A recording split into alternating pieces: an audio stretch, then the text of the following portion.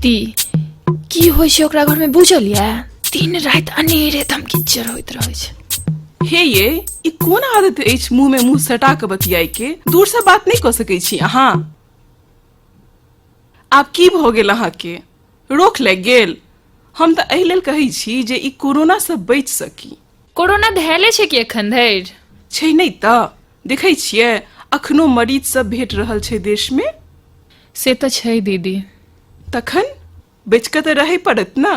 Mask लगाबऽ पड़त, 2 गज की दूरी बनाबऽ पड़त आ बेर बेर हाथ फेना कऽ साफ करऽ पड़त। कोनो दवाई तऽ अखन निकललै ये नहीं। आ अहाँ रोख बनि जाइ छी। आ जखन सब किछ ठीक भऽ जायत अहाँ हमरा कान में घुसि कऽ बात करब, हम किछ नहीं कहब। बुझ गेलहुँ। की बुझलहुँ?